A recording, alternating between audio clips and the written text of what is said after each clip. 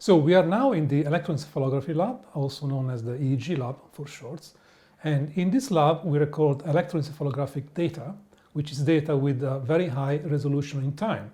So this technique can give us information about brain activity every thousands of a millisecond, for example. So it is very good to monitor very precisely the time course of certain mental operations. We have to use an EEG cap with special electrodes. And because the electrical signal at the scalp is very small, we have to amplify the signal by several thousand times. The participants' room is where the participant would sit, and they essentially would sit in front of a computer screen, and that's where we show them, for example, pictures of things or words, basically the things we are interested in studying.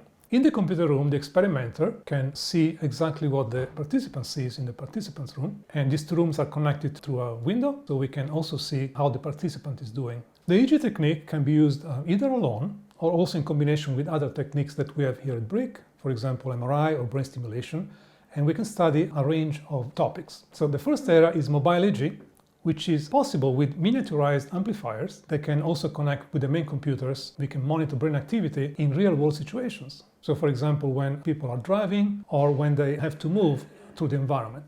A second area of interest is simultaneous EEG and fMRI, which is possible with specially shielded EEG amplifiers that can work inside the MRI scanner. That gives us basically a more complete picture of brain activation in health and disease. A third promising area is neurofeedback. With neurofeedback, we collect someone's EEG, while at the same time we provide real-time feedback on certain features of the EEG that we know are linked with certain mental operations. We know that beta oscillations collected over the motor cortex are tightly linked with motor control.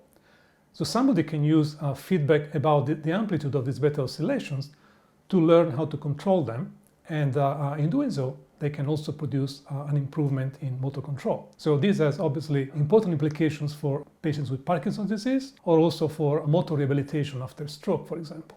Being the head of a lab at BRIC is a great opportunity because all the different labs in BRIC are working together, and that's the only way to push forward interdisciplinary research, which is needed to tackle complex problems such as the human brain.